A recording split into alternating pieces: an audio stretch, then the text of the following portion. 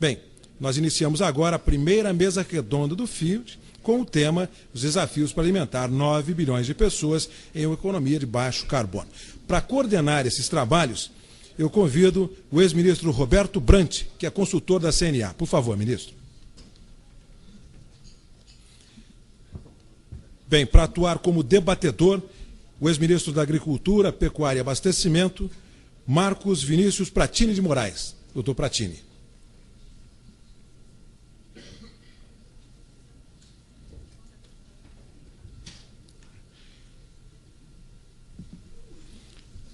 E também o apresentador do primeiro painel, o senhor Helder Mutea, representante da FAO no Brasil, que falará sobre o tema Segurança Alimentar e Demanda por Alimentos. Doutor Helder, que está ali ao lado do embaixador Isaac, que é o embaixador de Moçambique. E também a doutora Débora Lafranc, presidente executiva da empresa Soluções para o Desenvolvimento Estratégico, que abordará o tema Os Desafios da Sustentabilidade no Mundo em Crescimento. Bom dia. Doutora Débora. E o economista José Roberto Mendonça de Barros, da MB Associados, que falará sobre o papel do Brasil como provedor de alimentos sustentáveis. Doutor Mendonça de Barros já está aqui.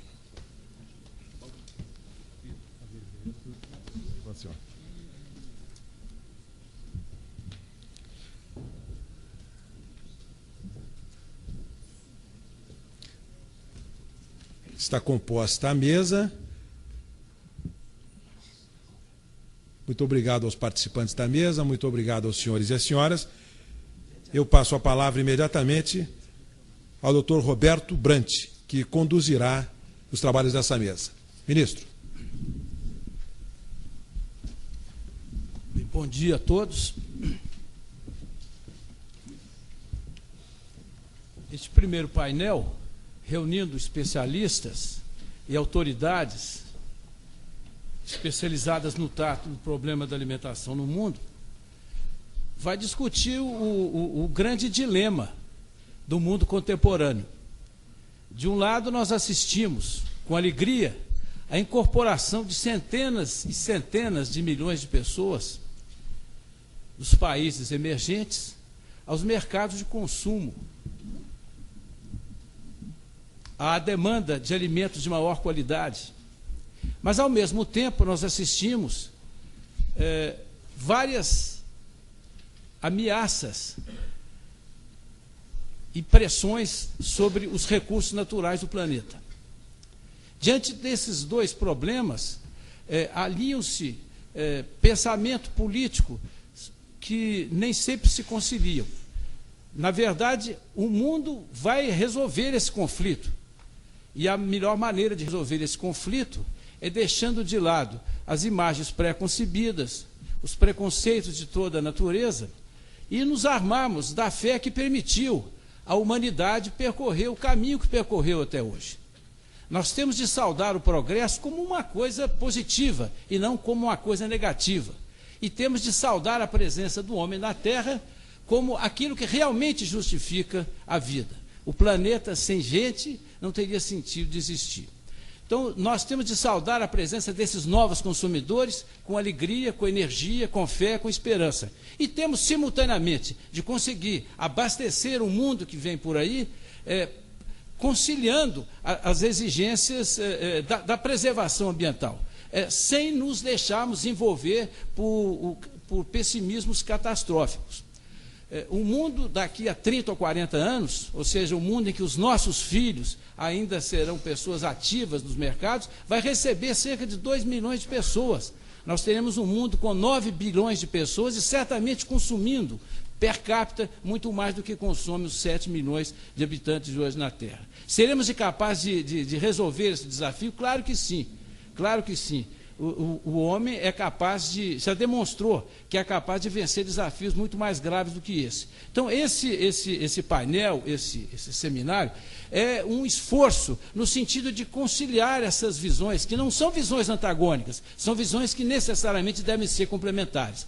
Nós temos de produzir mais, produzir melhor, produzir mais barato e, ao mesmo tempo, proteger o ambiente para que essa produção possa seguir indefinidamente. O primeiro palestrante da manhã é o senhor Helder Mutela, representante da FAO no Brasil. Helder de Santos Mutela é moçambicano, graduou-se em Medicina Veterinária, é mestre em Ciências e Economia Agrícola pela Universidade de Londres. De 2000 a 2005 foi ministro da Agricultura e do Desenvolvimento Rural de Moçambique. Começou sua carreira na Organização das Nações Unidas para a Agricultura, a FAO, em 2005. Foi representante da FAO na Nigéria, no seu continente de origem, e hoje nos dá o prazer de ser o representante da FAO no Brasil. Ele vem de uma terra que representa hoje, talvez, o mais impressionante desafio. A África é muito parecida com o Brasil, pode desenvolver uma agricultura muito similar à que o Brasil desenvolveu. E ela vai se defrontar agora com os inumeráveis desafios de construir instituições econômicas e políticas que permitam a presença da agricultura, porque a agricultura, mais do que da tecnologia e do crédito, ela precisa de dois elementos. Um ambiente institucional que garanta a propriedade privada, o respeito aos contratos e incentive a iniciativa individual e a tomada de risco, e, ao mesmo tempo, a formação do agricultor, esse agente sem o qual não haveria a grande agricultura brasileira, não haveria a grande agricultura americana, e sem a qual não haverá uma grande agricultura africana, mas certamente haverá. Com a palavra, o senhor Helder Mutela. O senhor tem 25 minutos. 25 minutos. Me avisa quando faltarem. 5. 10 e 5. 10 e 5. Muito bom dia a todos. Queria, antes de mais, agradecer o convite da CNA e particularmente da senadora Cátia Abreu. É uma grande honra cumprimentar as autoridades aqui, aos ilustres painelistas que vão participar aqui comigo. Queria cumprimentar também o senhor embaixador de Moçambique, que veio não apenas porque o tema é relevante para o mundo, para o Brasil, mas também para Moçambique, como foi referido aqui pelo presidente da mesa. Portanto, cumprimentar a todos, a imprensa e a todo mundo. Eu vou falar sobre segurança alimentar e demanda de alimentos, porque o painel é complementar, portanto, outros painelistas falarão de outros temas também importantes. Então, eu vou focar mais na problemática da segurança alimentar e aquilo que são os desafios para que nós possamos alimentar um mundo que está a crescer do ponto de vista demográfico. A apresentação já foi feita, mas o contacto do e-mail eu queria aqui fornecer para quem quiser contactar-me. Sou moçambicano, estou no Brasil e falo português, mas falo este português meio enrolado, por isso falo devagar para que todos me percebam. Falo um sotaque moçambicano. Eu decidi iniciar a minha apresentação com este conceito, que foi um conceito que levou décadas a ser construído. E eu vou passar muito rapidamente, porque algumas pessoas depois terão acesso à minha apresentação via web e deverão ter, porque é sempre o ponto de partida. E tem todas as componentes, a componente da disponibilidade, que tem a ver com a produção, a componente do acesso, a componente da utilização, da qualidade dos alimentos, da segurança dos alimentos, da componente econômica, social. Esta definição, portanto, ajuda a compreender o problema. Onde é que a fome mora? É muito importante nós começarmos por aqui. Hoje, no mundo, nós temos cerca de 1 bilhão de pessoas passando fome. Na realidade, são cerca de 925 milhões de pessoas. E eles situam-se aqui nestas regiões. Esta é mais ou menos a distribuição. Vejam só que a Ásia ela apresenta um número assustador, mas do ponto de vista relativo à África subsaariana é o hotspot, que é o lugar onde a fome está de facto estigmatizada. Cerca de 32% da população em África passa fome. Na realidade, morre de fome. No mundo, nós somos cerca de 7 bilhões, digamos que 1 em cada 7 pessoas passa fome hoje no mundo. E não é aquela fome que nós temos antes do intervalo do almoço, aquela picanha que apetece antes da hora de jantar. Hoje é uma fome que dói e mata. Tem gente morrendo de fome. É uma morte lenta, uma morte com dor, uma morte degradante. É contra toda a nossa condição de seres humanos que haja pessoas morrendo nessas condições. 10 milhões de pessoas morrem de fome e 3 milhões, entre elas, 3 milhões de crianças morrem de fome de forma degradante. Este é o mapa da fome, é onde a fome se apresenta. Como eu disse antes, é aqui que está o maior problema. 1 em cada 3 pessoas nesta região passa fome. Temos também uma situação, de certa forma, preocupante aqui, basicamente no sul da Ásia, e também vemos que há alguns lugares na América Latina que têm problemas de fome. E o Brasil, como veem, não está 100% isento do problema. Portanto, o Brasil alcançou grandes resultados, está dando passos gigantescos, mas tem gente ainda passando fome no Brasil. Este é como nós temos tentado, são estatísticas de como a situação da fome tem evoluído no mundo. Como veem, aqui tem muitos, tem as datas, portanto, em 1990 eram cerca de 850 milhões de pessoas. Conseguimos uma ligeira melhoria em 95, 97, mas depois a situação tem vindo a piorar do ponto de vista numérico, portanto, absoluto, não relativo, portanto, do ponto de vista absoluto. Em 2009, nós tivemos a pior situação dos últimos anos, em que eram mais de 1 bilhão de pessoas passando fome no mundo. Estas são as principais causas. Isto é uma das coisas que não se faz em PowerPoint, uma lista enorme, mas eu não tinha como. Tinha que fazer esta lista e mostrar que a pobreza é a mãe da fome. Onde há pobreza, há fome, com certeza. E se nós formos verificar, os países que têm fome são os países mais pobres. As famílias que têm fome são as famílias mais pobres. Os indivíduos que passam fome são pessoas pobres. Resolvendo o problema da fome, nós ajudamos a resolver o problema. Aliás, resolvendo o problema da pobreza, ajudamos a resolver o problema da fome. Mas também tem outras causas, a fraca produção agrícola. Uma coisa que o Brasil está fazendo muito bem, mas que nós temos em alguns países problemas de produção agrícola, desigualdades sociais. Do sul da Ásia, por exemplo, um dos maiores problemas são as desigualdades sociais, o sistema de castas e outros problemas. Tal como o Brasil, por exemplo, um país como a Índia, tem uma forte aposta em commodities agrícolas. Produz muito, está a crescer, mas os problemas da fome prevalecem exatamente por causa das desigualdades sociais. Desculpa. Temos outros problemas como conflitos. Somália, não é só a região do Chifre da África, não é só um problema de seca, de clima, mas também muitos conflitos. Os conflitos tendem-se em África e ajudam a complicar a situação da fome. Desastres naturais, naturalmente, desertificação, problemas sociais e económicos, alta volatilidade de preços. Alguns destes problemas eu vou abordar agora mais tarde com algum detalhe. Queria colocar esta problemática no contexto do ODM, que são os Objetivos do Milênio. O grande objetivo é reduzir para metade, até 2015, o número de pessoas que passa fome. Como é que nós vamos? Na realidade, começamos a medir esta redução a partir de 96, quando aconteceu a cúpula, a cimeira sobre alimentação, em Roma. E é nessa data. Em pontinhos vermelhos é como nós deveríamos seguir se quiséssemos realmente reduzir. Em azul nós vemos exatamente o caminho que está a ser trilhado atualmente. Aqui é aquilo que eu já referi em 2009, portanto, este pontinho vermelho. Então, estamos na direção completamente errada. Portanto, nós devíamos, se quiséssemos cumprir esse objetivo do milênio, seguir esta linha vermelha. Portanto, estamos a apontar em direção errada. Para resolver esse problema, eu fiz uma lista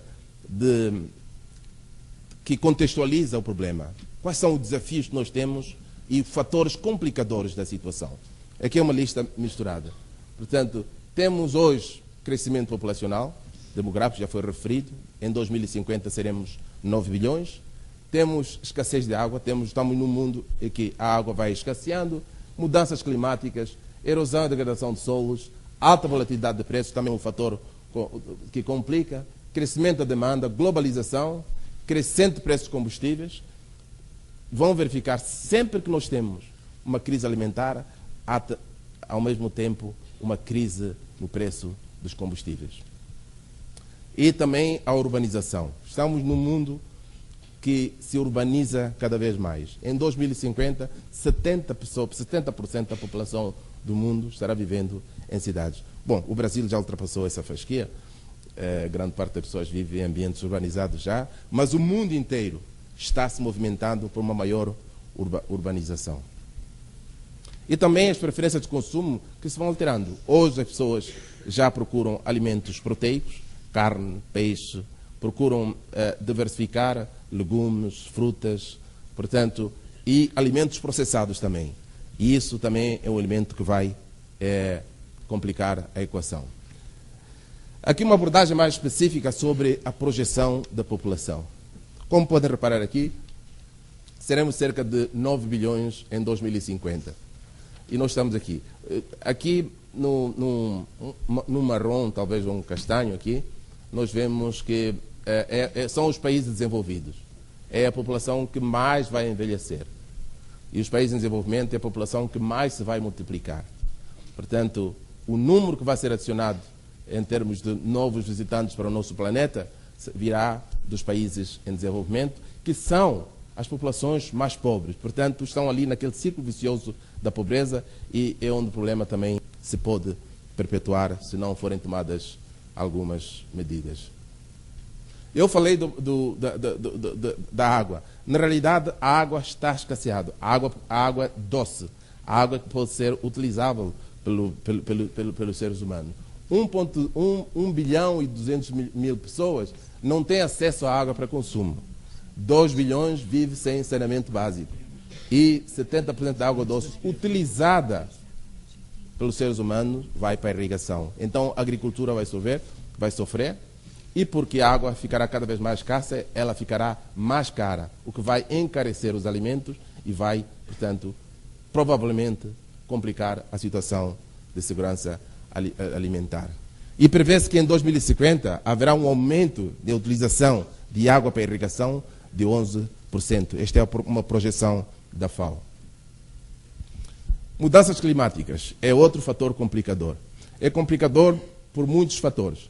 Primeiro, eu apresentei aqui aquecimento global, assim como causa e consequência, porque uma coisa há uma relação de causa e consequência entre ambas. O aquecimento global causa mudanças climáticas e as mudanças climáticas também acabam gerando certo aquecimento.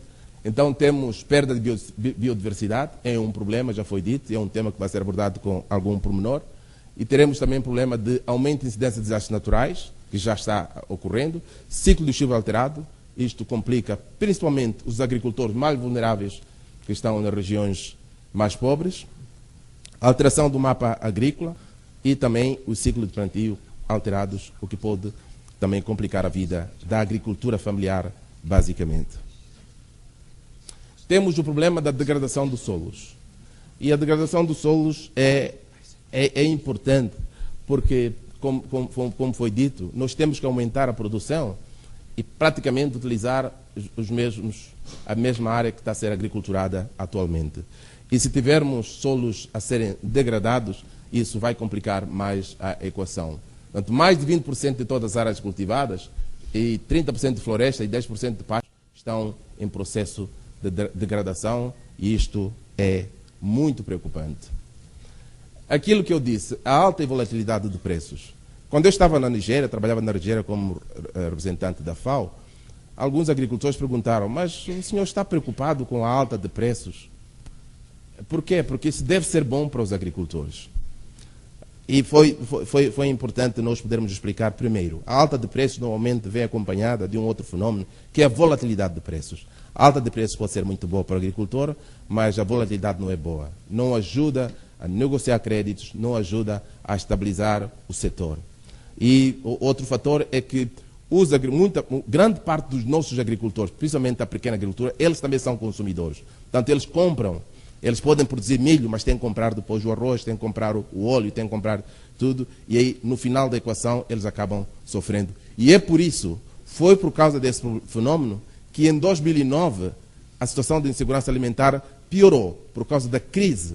Vejam aqui, as crises. Nós tivemos aqui uma grande crise nos anos 70, que esteve ligada a uma crise de petróleo, como foi dito.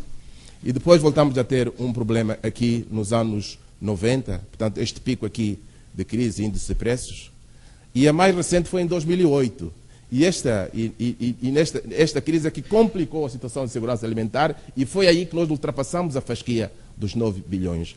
E vejam que esta crise, em 2011, se começou a repetir, muito embora esteja mais ou menos controlada hoje, estabilizou, mas vem aqui uma nova cordilheira a ser formada aqui no final, que é basicamente em 2011. E como eu disse, em todas essas crises sempre houve uma sobreposição de uma crise de petróleo. Sempre que aumenta o preço do petróleo, há uma crise alimentar e é um fenómeno que está a ser estudado pelos organismos internacionais. Aqui, discutir um pouco o aumento da demanda, o efeito do aumento da demanda. E para não fazer uma discussão assim um pouco no ar, eu trouxe o caso chinês. Vejam o que tem acontecido com a demanda no caso chinês. Em 95, 96, a China importava 0,6 milhões de toneladas de soja. Em 2010, são 52 milhões de toneladas. Vejam só o salto. Okay? 10 minutos. São 52 milhões de toneladas. De óleos, vejam só o salto. De 3 milhões de toneladas para 10 milhões. Portanto, e isso está acontecendo não só com a China.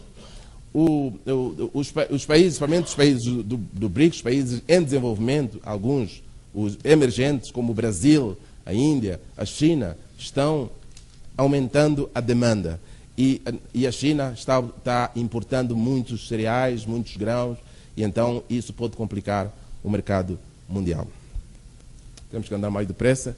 E do ponto de vista da produção e utilização de cereais, os dados recolhidos em 2011 revelam que nós tivemos uma redução na produção de 1,1% e um aumento de consumo. Portanto, estamos produzindo menos e consumindo mais. E também baixou em 5% a produção dos cereais secundários, aqui o milho, o sorgo, a cevada e a aveia. E, em consequência disso, os estoques estão baixados. E aqui tem o gráfico que mostra como os estoques estão baixados. Já estivemos, em 2000, numa situação mais ou menos cômoda, com cerca de 33% daquilo que nós consumíamos em estoque. Mas a situação foi piorando. E aqui tivemos algumas crises, que não chegou a crise. Quando chega abaixo de 15%, é a situação já considerada crítica, e há uma ligeira recuperação aqui. Mas na realidade é que estamos produzindo menos e consumindo mais. Esta aqui é a projeção da produção de cereais. Os cereais são um grande indicador para a situação de segurança alimentar, porque os cereais não só são utilizados para o consumo humano, mas também para a indústria de pecuária e hoje também para a indústria de biocombustíveis nos Estados Unidos, mas hoje não temos tempo para falar disso. Um elemento que pode ser uma componente positiva na equação para o futuro é a componente da aquicultura. Como podem ver aqui, isto em azul nós vemos a produção, food fish supply from capture, é o peixe capturado da natureza. Aqui, essa faixa, um azul mais clarinho, é o crescimento da aquicultura. Então, a aquicultura abre uma janela de esperança para o mundo, proteína de boa qualidade e também que pode ajudar a resolver o problema da utilização da terra. Portanto, uma vez que a competição não é direta para o uso da terra. Aqui o consumo da carne, só para vermos. E em relação à agricultura, o Brasil está liderando em muita coisa, mas na agricultura não está. O Brasil está consumindo cerca de 9 quilos de peixe por pessoa, por ano. E a média mundial são 17. E o recomendável para a Organização Mundial da Saúde são 12 quilogramas por pessoa. Mas o Brasil compensa aqui, na carne. O Brasil consome muita carne, carnes vermelhas, e vemos aqui que há muito consumo de carne. Se olharem para este mapa e o mapa da POM, vão ver que onde há menos consumo de carne é onde há segurança alimentar. Lembra-se eu ter falado aqui, neste núcleo aqui, e no sul da Ásia, é onde a situação é mais grave. Convém, o Brasil está bem no consumo do churrasco. E os Estados Unidos também vêm. Agora, estes são os 4 pilares que na FAO nós identificamos como a chave para o futuro, para nós podermos resolver o problema da agricultura. Acesso à terra e água, recursos naturais, acesso à terra, acesso sustentável naturalmente, acesso à tecnologia, acesso ao mercado e acesso ao crédito e seguro agrícola. São os 4 pilares que nós vemos, são os caminhos que nós devemos seguir a áreas de investimento. Por que recorrer à tecnologia? Entre aqueles 4 pilares, a área em que nós temos uma oportunidade de dar um grande salto é investindo em tecnologia. A tecnologia pode trazer a resposta para os nossos problemas. Como dissemos, para que em 2050 nós possamos alimentar 9 bilhões de pessoas que estarão habitando este planeta, a produção deverá crescer em 70%. E basicamente, utilizando as mesmas áreas. Apenas haverá um aumento de áreas em cerca, segundo as projeções, em 20%. E só a tecnologia pode encontrar a resposta para isso. E como eu disse antes, temos aqui as mudanças climáticas como um fator complicador que podem equacionar. Portanto, há necessidade de trabalhar em pesquisa para projetar também as mudanças climáticas, os seus efeitos e como encontrar as soluções. Aqui, só para contradizer a grande esperança que nós temos em relação à tecnologia, a produtividade tem decrescido. Veja só, aqui, em relação... de 10 minutos para foi rápido. Foi. Então, 2 minutos, Presidente. Vou acelerar aqui. Portanto, vemos que aqui a produtividade vai baixando. E aqui nós temos o crescimento no investimento em pesquisa, que está regredindo. E, basicamente, aqui na África subsaariana, onde ela é mais necessária, ele tem um crescimento negativo. É completamente contraditório. Este pico que nós vemos aqui, aqui na Ásia, na América Latina, foi a Revolução Verde. Foi o boom da Revolução Verde. Aqui, na realidade, o que nós estamos dizendo é que nós precisamos de uma nova Revolução Verde. Mas uma Revolução Verde que possa aproveitar as vantagens, os pontos fortes da primeira e evitar os erros da primeira. A primeira Revolução Verde tinha mensagens simples, claras e direcionadas. Semente de qualidade, água e fertilizantes. Aumentou a produtividade de arroz, trigo e milho. E negligenciou outros cereais, sorgo, milheto, etc. Também negligenciou questões ambientais e não resolveu os desequilíbrios regionais. Prevaleceram. Então, a nova Revolução Verde tem que resolver este problema. Basicamente, o problema ambiental e o problema dos desequilíbrios regionais, para que possamos atuar onde a fome realmente mora. Estes são os caminhos que eu proponho. Primeiro, combate à pobreza. Como eu disse, a fome é a mãe da fome. A pobreza, aliás, é a mãe da fome. E depois uma liderança forte. Eu pus aqui o G20, não porque a liderança venha só do G20, mas é um sinal positivo que o G20, pela primeira vez, tenha tido a segurança alimentar como um tema fundamental, um tema importante. Não saiu nada de extraordinário da decisão deles, mas só o fato de estar na sua agenda já criou uma esperança. Mas as lideranças são necessárias em todos os quadrantes, a nível nacional, a nível de comunidade, é importante que tenhamos uma liderança fértil. Os investimentos, já disse, terra, água, tecnologia, mercado, crédito e na cooperação. Uma coisa que pode fazer a diferença é iniciativas de cooperação. Cooperação Sul-Sul. O Brasil tem o potencial de ajudar outros países. E nós queremos que, através da cooperação Sul-Sul, a tecnologia brasileira possa ser aproveitada em outros quadrantes do mundo. E um novo quadro nacional, políticas públicas, legislação e organismos. É importante. Nos países que nós temos mais fome, é onde as instituições são mais fracas. E nós precisamos de um novo quadro institucional nesses países também. porque o desenvolvimento não vai ser apenas investimento, é preciso investimento na produção, é preciso melhorar o clima institucional. E redes de proteção social são importantes. Nós temos 1 bilhão de pessoas passando fome e sem essas redes nós não seremos humanidade enquanto pessoas estiverem morrendo de fome, enquanto as nossas crianças estiverem morrendo de fome. E muito obrigado.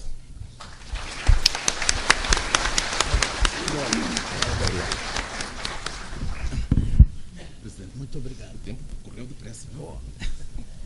Bem, antes de passar a palavra para a senhora Débora Lafranc, eu quero informar que cada um dos demais 2 palestrantes disporá de 25 minutos, né?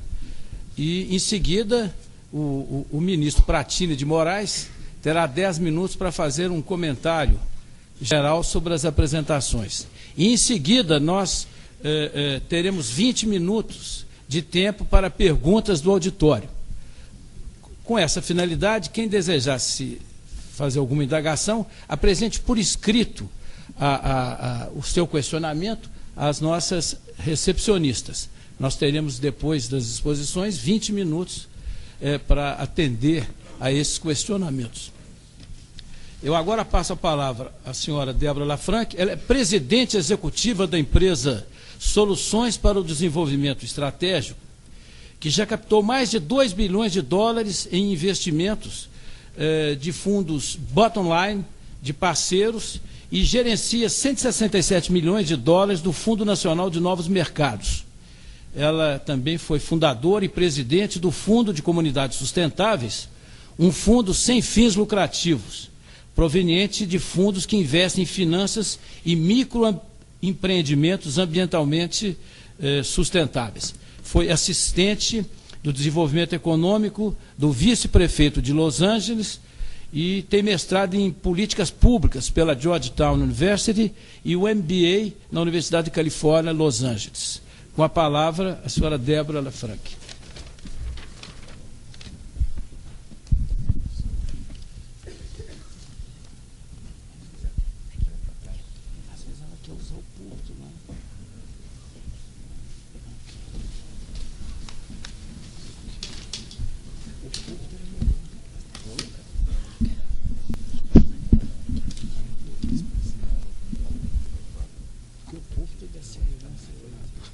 Bom dia. Now that I've said hello, I want to apologize. You've heard about the extent of my Portuguese. I'm from California.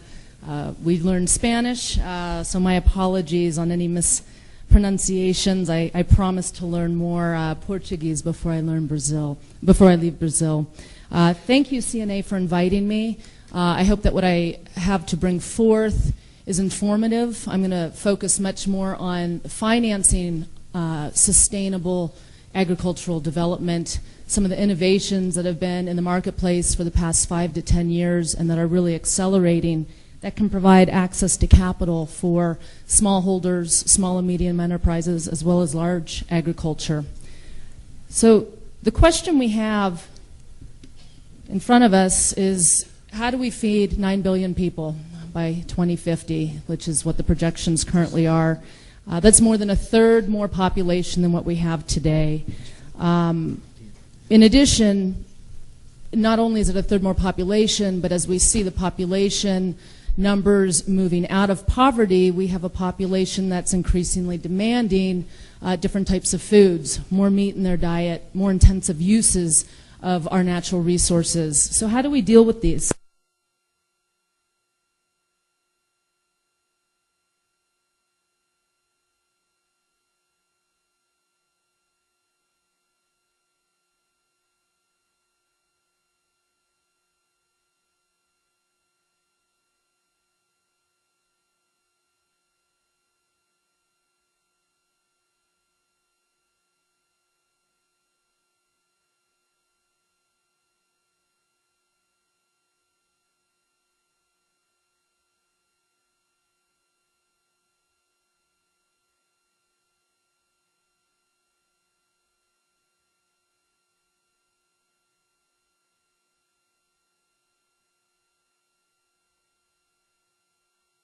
I think many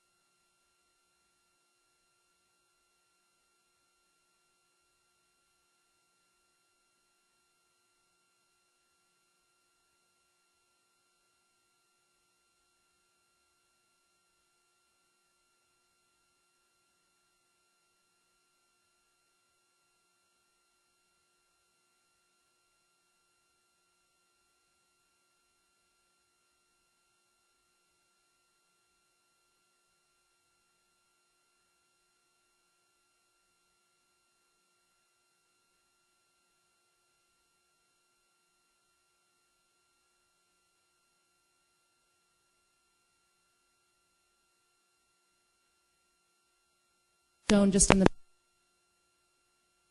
percent a solution. But of course, there's a lot of controversy on that issue, as well as we've seen from European markets putting pressure on producers that are using genetically modified crops. And of course, land use, where perhaps Brazil may be ground zero for this debate. You have, of course, one of the considered by much of the world as a world asset, the Amazon.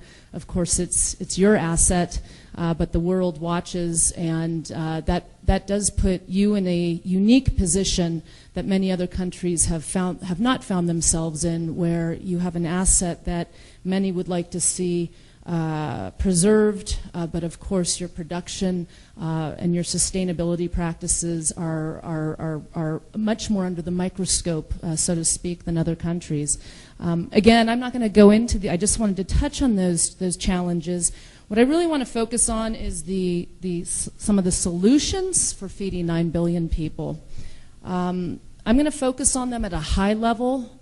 Many of the speakers throughout this conference are going into some of these solutions in much more depth. And then what I'd like to focus on is how to finance these solutions, because the solutions are out there, but if you don't have the financing to implement them, it becomes more of an academic exercise versus really something that can be implemented and have change. My staff got a little tricky on the PowerPoint. I hope you don't get dizzy with the slide changes here. I think they were testing out their skills. One of the first solutions is the input that goes into agricultural production. Of course, one of those at the top of the list would be fertilizer. The improvements that are available through increasing the use of fertilizer are tremendous. Brazil's actually more at the forefront of this, using 11 kilograms per hectare. The U.S. is at 10. And then you see in Africa the challenges they face, where their average is 1.1. So in other parts of the world, fertilizer can certainly have a big impact on providing a solution. One of the challenges is the price fluctuations of fertilizer. And I'm going to walk you through an example that's being tested in another country towards the end of the presentation. Water management. This is a little bit less of an issue for Brazil, given the level of rain you get, although the northeast of Brazil faces more of this type of challenge. But I know in my own home state of California, I mean, we literally have, they're called water wars, drinking water versus big agriculture. And unfortunately, what we see is big agriculture, they don't want to lose their allotment of water, so they make sure they use as much of it as possible. We're almost in a continual drought state in California. And what we don't see happening in my own state, unfortunately, is more use of the innovative technologies, such as you might see in Israel, with very efficient drip irrigation systems. But that's going to be, for many countries, a central issue over the next decade, as water becomes scarce and you have this conflict between drinking water and farming water. Soil management, obviously very important. A lot of improvements have been made over the last decade. Brazil leads in this area in terms of no-till farming. This is being adopted more and more globally. Right now, Brazil, 56% of your farms are using no-till farming to increase productivity and use of the land. Infrastructure. Infrastructure directly impacts the cost of getting the product to the market. And for many countries, particularly in Africa, this can dramatically increase the cost of the final product, making it non-profitable in some cases, increasing the quality infrastructure. In Brazil, this is a big issue. One of the statistics I looked at showed that Brazil had 10% of all of its roads are paved, yet 60% of your agricultural products are brought to market by truck. And if they're using inefficient transportation, that is increasing the cost, particularly where they have to come long distances.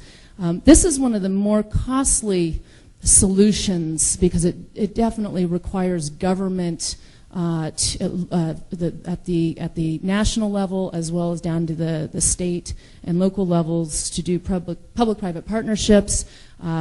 Very costly to build the infrastructure, but over the long term it needs to be done or these products can't get to market in a cost-effective way.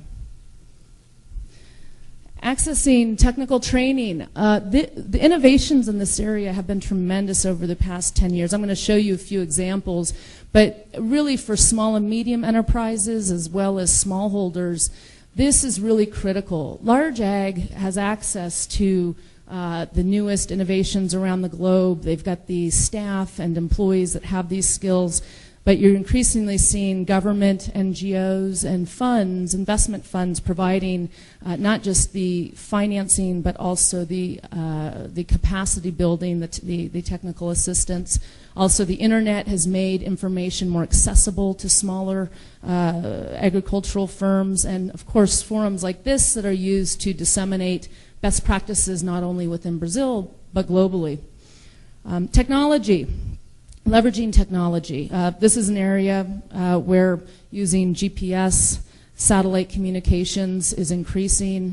One practice that initiated a bit more in the United States is the strip-till farming, which uses GPS to help guide the tractors. You need many fewer tractor trips to farm the land. It saves on fuel, emissions, dramatically reduces the costs, increases the yields of the production process. Is something that will certainly increase. R&D, investing in R&D and crop improvements. This is another area clearly where Brazil has been in the forefront. With Embrapa, excuse me if I mispronounced that, developing a soybean that can actually grow in more acidic soils, such as the Cerrado, and being adapted for other countries. It's these types of innovations that enable increased land use that would not otherwise be farmable to grow agriculture. Biodiversity increasing, rotating the crops, putting multiple crops. Not only does this reduce the need for fertilizer, increases production, and also increases the diversity of what that agricultural company is able to provide to the marketplace, thus reducing their risk. The last few examples here, maximizing land use. This is a significant solution. Brazil has certainly been at the forefront of this. Over the last 20 years, you've increased your crop yield by 200%, but your crop area only increased by 30%. So it is the having 2 to 3 harvests per year, better utilization of your existing land that has enabled these dramatic increases. For the last three, obviously, policy and regulations are very important in creating an atmosphere that benefits the growth of agriculture, particularly for sustainable practices, capital inputs, getting the products to market, and risk mitigation. A lot of innovations in this area, from weather insurance, loan guarantee programs, reducing the fluctuation of the fertilizer price. Again, I'll have one example of that. So these are collectively some of the solutions that are out there.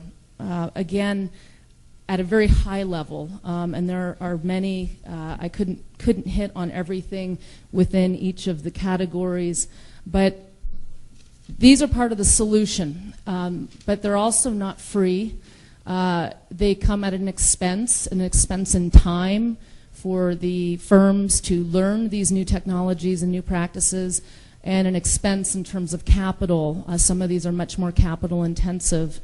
So what I'd like to do is I would like to turn to how do you fund these solutions? And that really is a bit more of the core of my own background. We connect countries and states with existing resources. That's part of what my firm does, in addition to developing first-of-a-kind funds that may be needed for sustainable solutions, whether business finance, financing companies, or these types of solutions for agriculture. I'm going to break down the funding solutions into large agriculture, 1,000 hectares or more, small to medium-sized enterprises, roughly 100 hectares or more, and then smallholders, less than that level. For the large-scale agriculture, this is a growing segment of the global agricultural economy. Consolidation is continuing. That is a trend that is not likely to stop. Right now, 37% of global GDP is coming from large agriculture. In Mato Grosso, mega farms make up 20% of the farming there. And one interesting statistic just showing the extent to which large agriculture is a driver in Brazil, 1%, only 1% of the Brazilian farms are large ag. However, they make up 40% of your agricultural land use. So clearly a driving factor in your own agricultural economy. What I'm not going to focus on, but I want to make sure I point out, is for those mega farms, for large ag, they have significant benefits available to them that often the small and medium size and the smallholders don't.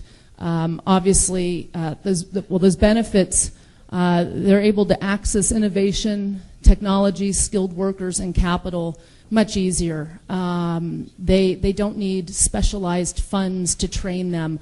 These are typically companies that have the financial resources to hire the types of people that can incorporate best practices and access money in the marketplace.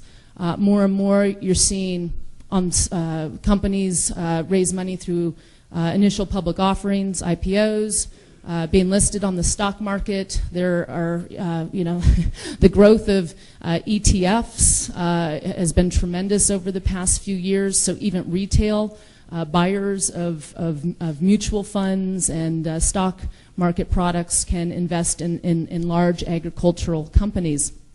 I've also listed, just to give an example, of the types of funds that are out there, and you can see these funds are very large, 350 million, all the way down to up to 3 billion almost. So these are the types of funds that large ag can go to get equity financing to continue to acquire or grow their operations.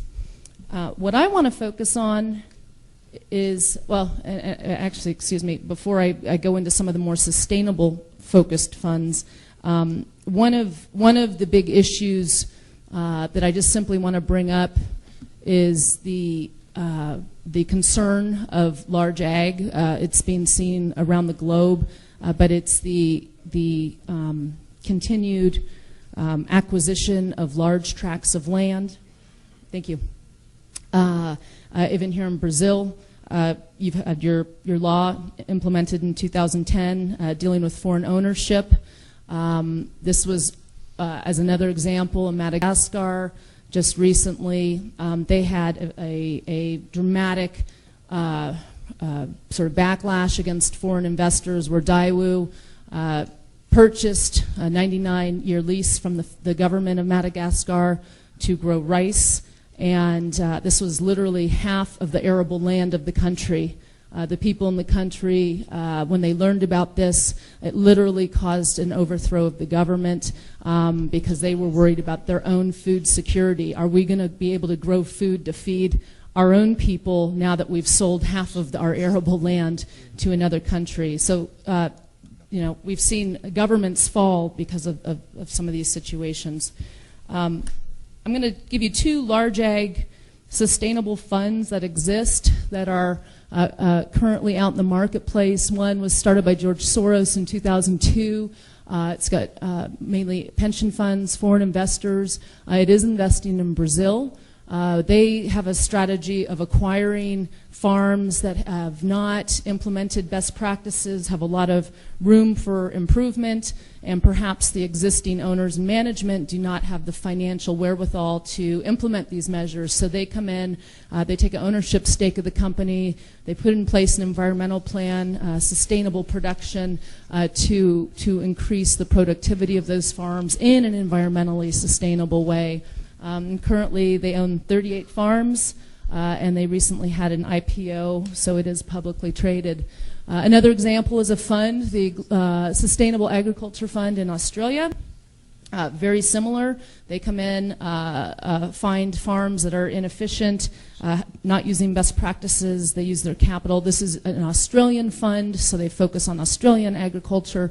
But this is another example of where the management team comes in and helps the farm implement best practices and environmental sustainable practices. Next, I want to jump to small and medium enterprises. These are a substantial portion as well of the global agricultural economy. The chart here shows on the left low-income countries, high-income countries on the right. As you can see, these are the smallholders. So as you move from a low-income country to a high-income, your smallholder farms migrate downwards into more of the small and medium-sized enterprise. So it is depending on where you are in that stratum of income, different countries clearly have different levels of smallholders versus small to medium enterprises.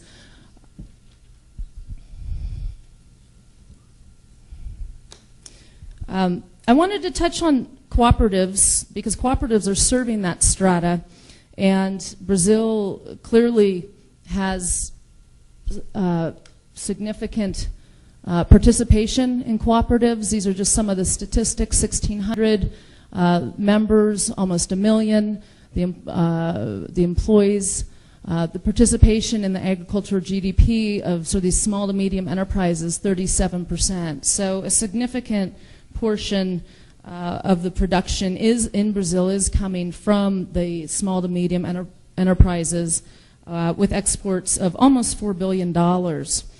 One example, what we're seeing globally is that cooperatives are really becoming a growing driver for helping small and medium enterprises with innovations, how to adopt new technologies, new practices, providing more access to what's happening globally to their membership, helping them access capital, and that this role is really, in some countries, growing dramatically.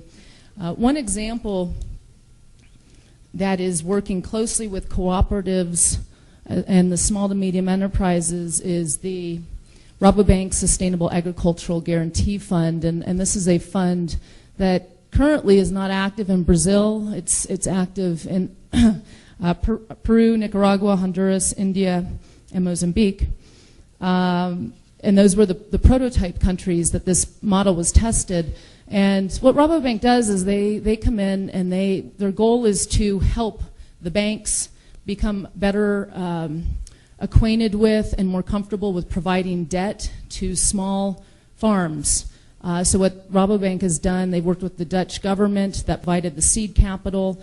They set this up as a nonprofit entity, and they come in and they provide a guarantee for 80% of the loan, and that guarantee goes down over a 5-year period, but it gives the bank greater comfort level in providing the loan to the farm, and the farm is able to use their purchase orders as the collateral rather than a personal guarantee from the farmer or their fixed assets, which is huge for these farmers to not have to put all their assets on the line for the loan.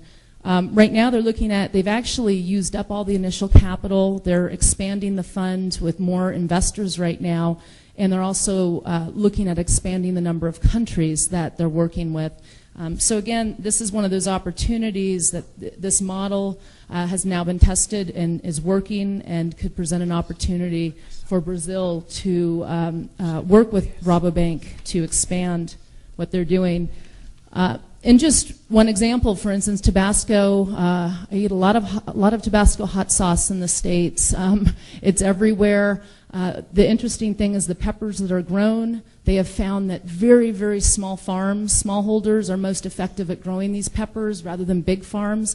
And the challenge is that the small farmers don't get paid until the food processors are done with the product, and they cannot carry that 3 to 6 month payment. So Rabobank actually is providing the loan guarantee to the food processing plants so that they could take a loan and pay these small farmers right when they get the product from them. So it's been a great model in helping the processors be able to help their partners, the small farmers, with the capital they need. Another model is venture capital. The African Agricultural Capital Fund, it has raised its capital. It goes in and actually purchases a stake in small farms in Africa. The ownership structure, through that they bring technical expertise to the small and medium farms. They have an ownership stake. They're vested in these companies. And again, this is another model that could be replicated within Brazil, where it's providing not the debt, but the equity that farmers need to grow. One example of a business that was recently funded by this, $1 million was provided. $1 million was provided. It was debt. It was converted to equity to the Western Seed Company in Kenya. It helped them increase, in fact, triple the production of hybrid seeds that they were selling to the local market, and so now they have a nationwide presence. Here's an example of a co-op in the United States. I actually work with this group. They're on the cutting edge in the United States. They started out of Iowa. They're expanding their footprint. Ag Ventures Alliance, the small, medium farmers that came together and said, we need to have better purchasing power. We need access to best practices around the globe. So they launched this alliance, which is essentially a co-op. The co-op now has a variety of different funds that these farmers can access and technical assistance. And they very much focus on helping the farmers incorporate sustainable practices. That's central to their mission. In one example here, this is a prototype that they're currently developing. It's the small farmers are actually, they've been confronted with the challenges of price instability of fertilizer. They're very impacted by that, as are farmers around the globe. So what they're doing is they are taking all of the agricultural waste from the small farmers in this region. It goes to a plant, a fertilizer plant, that then converts that waste into fertilizer. These small farms are actually owners of the fertilizer plant, so now they have a stable source of fertilizer. They're owners of the fertilizer plant. They know what the pricing is going to be for years to come, and they're using what was just waste is now a valuable product as one of the inputs. So it's definitely a model that is helping these small farmers generate more income and reduce their risk on the cost of fertilizer. I'm going to just skip to a few of the, I only have less than 1 minute here. Smallholder farms. Latin America is actually a small portion of the globe compared to other areas such as East Asia. 53% of the farms are smallholders. Latin America and Caribbean is 2%. However, Brazil, 20% of your farmers are smallholders, which gets into the realm of microfinance. And I'm going to just skip to a few examples here because a few of them are in Brazil. Accion, this is actually a nonprofit we recently financed in Mississippi and Louisiana with our own fund that we manage and capitalize. But they started in Brazil, did their first loan in 1973, and they recently have undertaken a project up in your Northeast where they're providing microfinance and with a focus on agriculture. This is a group that could potentially have additional growth in Brazil. I think if those partnerships, public-private partnerships, work with them to facilitate their growth and providing capital to smallholder farms. Another example is also in northern Brazil, Project ELO, where they are providing financing and technical expertise, really helping these small farmers understand how they can run their business operations, have a business plan, think about their future growth, how to access capital, how to maintain their crops and reduce the risk. And they've recently funded from cashew farmers, beekeepers, fish farms, and are continuing to grow their operations. And then lastly, I mean, Africa has a lot of great examples. Microfinance has been extremely active there. But here's an example, the African Sustainable Microfinance Fund, where they're providing that same type of technical assistance and the capital. I think from all of these examples, just to wrap up, all of these examples, they're not necessarily here in Brazil, but they give you hopefully a little bit of the flavor of how there's innovative financing that's being developed globally. Many of these funds are very new. Unfortunately, the global economic crisis stalled the development of many, but what we're seeing is definitely a pickup in the development and creation of these funds. They're often started out as public-private partnerships where the government says we need some of these, and then private entities or nonprofits can be brought in to help structure and develop them and capitalize them. There's a lot of models on the market that are proving to be very effective. And their continued growth is something that we'll continue to see, and as well as the incorporation of sustainability. That's one common element that we're seeing in all of the more sort of innovative funds that I've shown you, is their real strong adherence to helping farmers incorporate sustainable practices. The website's here for those of you who want a copy of the presentation. It will be posted. And I want to thank you very much. I've enjoyed my time and look forward to answering any questions. Thank you.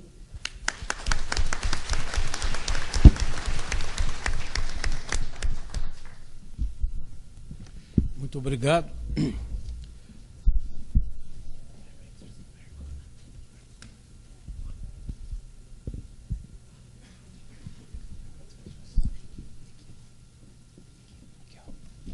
Bem, o próximo palestrante é o professor José Roberto Mendonça de Barros.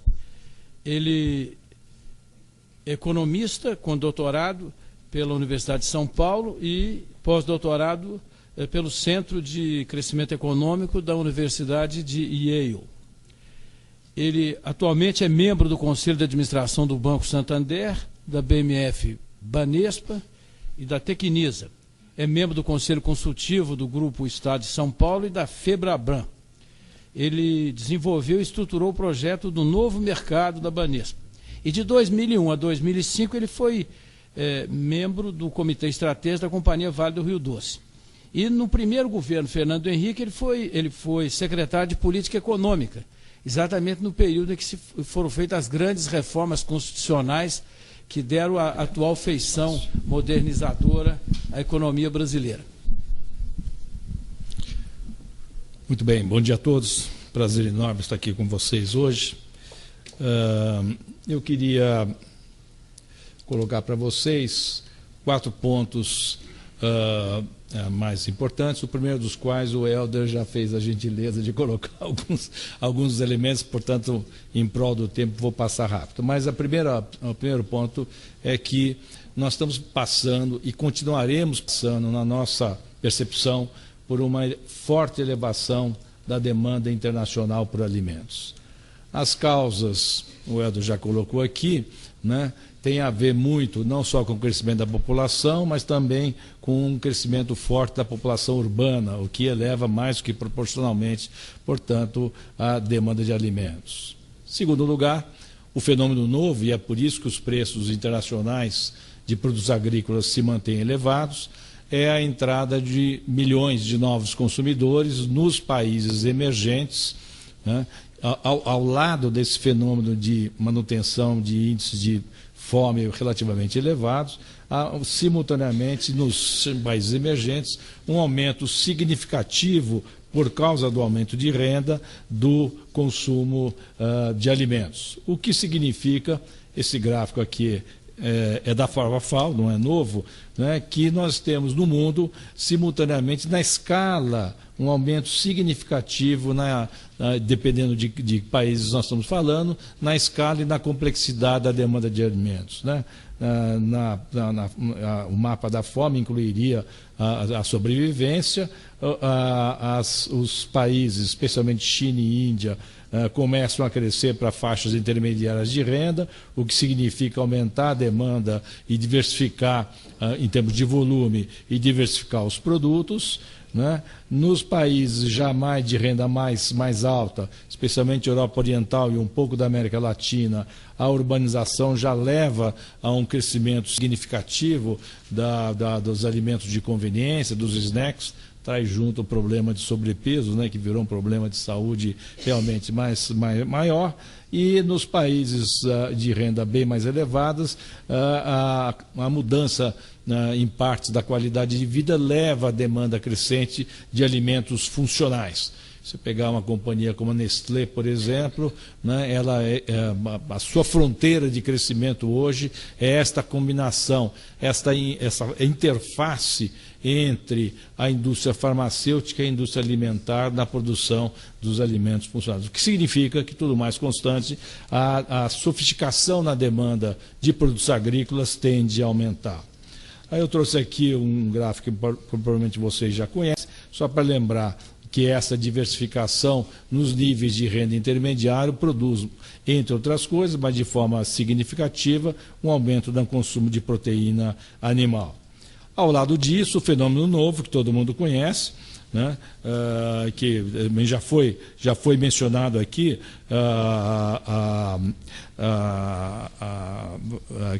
mais de uma vez, a importância dos elementos da utilização de biocombustíveis. Queria chamar a atenção, né, quando a gente entra aqui, abre um pouquinho nos biocombustíveis, do papel peculiar, hoje internacionalmente reconhecido, do etanol de cana como um biocombustível avançado, né, que é essencialmente positivo do ponto de vista do meio ambiente, e um grande exemplo, né, como nós vamos ver um pouquinho mais adiante, da resolução de duas das grandes discussões que a gente tem no mundo, né, que é a expansão do etanol não se fez à custa da redução da oferta de alimentos no Brasil. Portanto, aqui nós não temos as discussões que envolvem o aumento do uso do milho, especialmente no caso americano, como a doutora Débora colocou aqui, que já está atingindo 20% o esmagamento do milho em relação ao total da produção, por causa da produção da cana. E, simultaneamente, nós não temos aqui, uma competição ruim com o meio ambiente, porque o etanol de cana é positivo. e fica por uma brincadeira de mau gosto, né, o fato que hoje já praticamente sumiu, mas durante um certo tempo muitos órgãos, muitas instituições ambientalistas que tentavam demonstrar que a cana crescia na Amazônia. É não saber o que acontece quando se planta cana no meio da floresta. Mas a quarta coisa que aumenta, de fato faz com que o preço em dólares dos alimentos aumente é a persistente desvalorização do dólar, que vai continuar até onde a vista alcança nesses próximos anos, dado a política monetária americana, né, de inundar o mundo de dólares, e isso deve continuar acontecendo.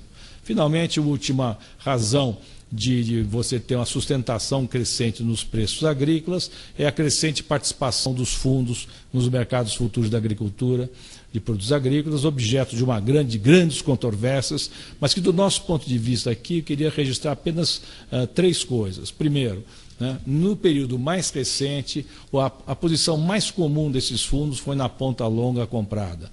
Portanto, você tem um certo suporte realmente para o crescimento dos preços. Segundo ponto, que eu acho mais relevante, né, a análise mais cuidadosa dessa participação sugere que os fundos, em geral, eles amplificam os fundamentos. Isto é, tende a entrar na ponta comprada quando a perspectiva é de queda dos estoques, com manutenção de demanda, e reverte a produção ao contrário. Entretanto, seu peso relativo é de tal magnitude que um dos resultados mais importantes dos fundos é aumentar a volatilidade de preços, razão pela qual existem muitas sugestões de regulamentação nessa direção. Do nosso ponto de vista, o que eu queria deixar aqui com vocês é que, se eu considerar esses 5 pontos, nos próximos anos a demanda de produtos agrícolas vai se manter elevada, os preços provavelmente se manterão altos, o que coloca para o setor agrícola, e objeto aqui de atenção dessa reunião, um triplo desafio, né? Qual seja, há que se aumentar a produção de forma acelerada, o Helder também mostrou isso aqui na primeira apresentação, simultaneamente a alteração na composição da produção, o que é um problema complicado para determinados países, porque nem todos os países produzem de tudo, né? A estrutura da oferta tem que se alterar e, finalmente, né, a exigência ambiental legítima impõe o desenvolvimento simultâneo de práticas e de tal sorte a gerar a caminhar para uma agricultura de baixo carbono. Fácil de falar, dificílimo de fazer, um enorme desafio para o mundo como um todo, e parte desse desafio é o que a agricultura brasileira oferece.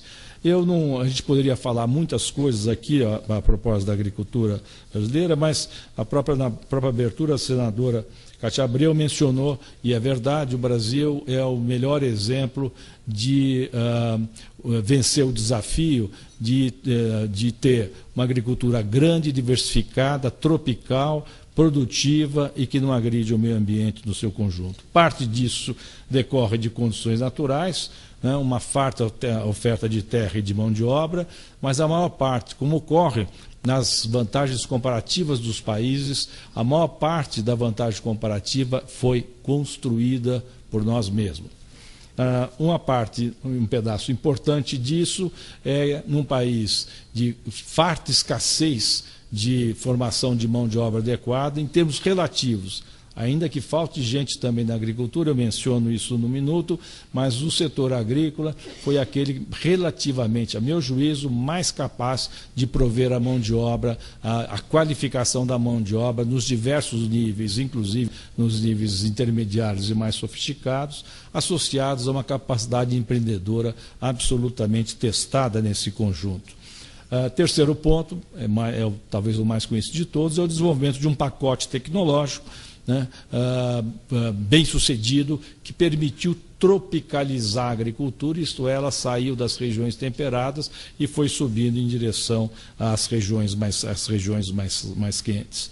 E, finalmente, um sistema produtivo muito sofisticado, cadeias longas, né? E o fato de que a área disponível é bastante grande, que o mercado interno é bastante grande, que as condições naturais e a tecnologia foram adequadamente desenvolvidas, nós temos na agricultura brasileira algo que só a gente pode achar na agricultura americana e em parte da chinesa, isto é, uma diversificação muito grande, praticamente todo, exceto o trigo, todos os produtos relevantes nos mercados mundiais são aqui produzidos competitivamente e em larga escala. Entretanto, isso não saiu do nada. É uma construção longa, é uma construção que levou pelo menos as 4 últimas décadas para que fosse atingida. Que tem como pilares mais relevantes, primeiro, um crescimento baseado na produtividade, né? A forma mais fácil de olhar está nesse gráfico, né, que mostra, vocês conhecem, a maior parte de vocês conhece, né, que a produção cresceu sistematicamente, olhando aqui os grãos, né, com a área cultivada basicamente constante, resultado do crescimento de produtividade. Né? Este crescimento de produção e da produtividade, que é uma combinação, como eu sugeri antes, de terra, água, luz, né, gente e um pacote tecnológico, resultou num dos melhores benefícios, dos maiores benefícios que o desenvolvimento agrícola pode trazer. 35 anos de queda de preços reais de produtos alimentares do mercado interno. É um resultado fenomenal, e eu conversava com o Roberto aqui antes de começar, e ele mencionou corretamente de que muito antes, e talvez muito mais que os esquemas de redistribuição de renda, certamente foi antes, Bolsa Família, o que realmente redistribuiu renda no Brasil foi comida barata. Esta é a coisa mais importante, muitas vezes pouco reconhecidas. Vocês veem que isso aqui parou efetivamente de cair, esse pedaço todo foi muito significativo. Na realidade, é uma leve alta aqui, tem muito a ver com o que eu vou mencionar na última parte da observação, da chamada doença dos custos elevados, né? Além disso, o país permitiu crescer de forma significativa a produção doméstica, a produção para o mercado doméstico, tanto que os preços caíram, sem reduzir e permitindo a expansão significativa das exportações, né? Viramos um player realmente fundamental em todo este conjunto. Então, de certa forma, sendo capaz de superar dois das grandes dicotomias e dos grandes debates, né? Que é a exportação versus o mercado interno, a energia versus o alimento. Em ambos os casos, bem resolvido. E só foi resolvido porque o nosso crescimento não foi extensivo, ao contrário de muitos outros lugares. E a consequência disso é, primeiro, de que o Brasil definitivamente não deve e não precisa derrubar a floresta para continuar aumentando a produção. Nós precisamos, sim, de regulação adequada, incentivos adequados e um enforcement, uma aplicação dos regulamentos de forma mais intensiva. Segundo, e a maior razão para isso é que a agricultura pode perfeitamente crescer, por exemplo, nas áreas de pastagem, mais de 100 milhões de hectares, muitas das quais de baixa produtividade degradadas, e em regiões mais próximas dos mercados consumidores, já abertas e, portanto, perfeitamente factíveis. E, em boa medida, isso está acontecendo. Para dar um exemplo aqui próximo, é só olhar o que aconteceu na chamada Noroeste, no estado de São Paulo, que é um dos polos da produção de etanol e de açúcar, e que tradicionalmente era um polo pecuário aqui dentro, né? E mais do que tudo, que eu acho que é algo que está sendo descoberto mais recentemente, é que o desenvolvimento desse pacote tecnológico tem aspectos enormes, fundamentais de conservação, de respeito ao meio ambiente e da possibilidade, portanto, da sustentabilidade. O mais conhecido, né, também foi mencionado aqui logo antes, o sistema de plantio direto, né? Isto é uma revolução que se convencionou, que se consolidou nas últimas 3 décadas e que, antes de mais do que tudo, permite, né, a produção de 2 e, em alguns casos, até 3 safras por ano. Complementa isso mais modernamente o sistema de integração lavoura, pecuária, florestas, né? Especialmente relevante em áreas de terra mais arenosa, de terra com maior possibilidade de erosão. Por exemplo, no noroeste do Paraná, há vários anos existem esses programas bastante grandes de integração, que é, na realidade, de transformar o pecuarista não em agricultor, mas alguém que partilha com o agricultor metade do ano, porque arrenda a sua terra para um agricultor, para a produção no inverno, para a produção de produtos agrícolas e, eventualmente, até de alimentação para o gado. E a versão mais moderna, terceira versão disso daqui, eu trouxe até umas fotografias, que essas fotografias muitos de vocês já conhecem, né, que é essa integração da floresta, da lavoura e da pecuária. Antigo também, a fixação biológica do nitrogênio. Eu era consultor do Centro de Fertilizantes do IPT em 79, quando a doutora Joana Dobenheimer estava avançando nos seus estudos daquilo que levou à fixação biológica do nitrogênio, né? A produção integrada de combustíveis, biocombustíveis e alimentos, onde o caso da cana-de-açúcar é o mais. Ela chegou discretamente mas ainda de 5 minutos, não é isso? 10? Ah, tá fácil, eu ainda vou dar um troco.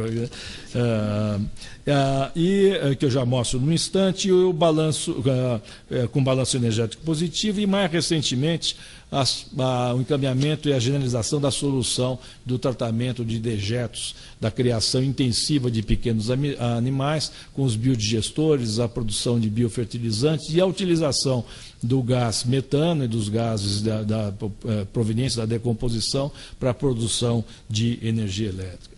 Eu deixei para o fim para falar do sistema que acabou se desenvolvendo na cana-de-açúcar, né, porque esse é o caso mais completo, digamos assim, né, por ser um sistema capaz de produzir alimento, o açúcar, biocombustível, né, o etanol, né, por esse lado, mas um setor em transformação que aponta para o futuro em várias circunstâncias. Primeiro, pela capacidade de desenvolvimento dos chamados biocombustíveis de segunda geração, né, isso em 2 anos já teremos produção em escala grande, né, diesel, vários produtos vindo dessa natureza aqui do próprio caldo, e eventualmente a mesma coisa está bastante mais próximo naquilo que se refere ao bagaço. A produção de energia elétrica da queima da cana, né? E finalmente a coisa mais importante é a entrada aqui ao lado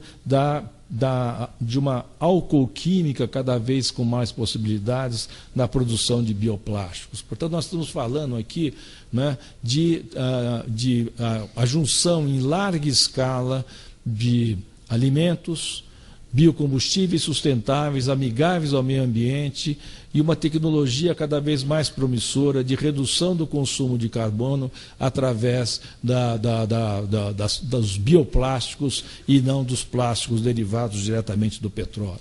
Tudo isso aqui está sentado em cima de um fluxo de inovações tecnológicas que já estão no campo e um fluxo de inovações tecnológicas que estão na prateleira chegando ao campo, de uma integração cada vez maior da cadeia produtiva.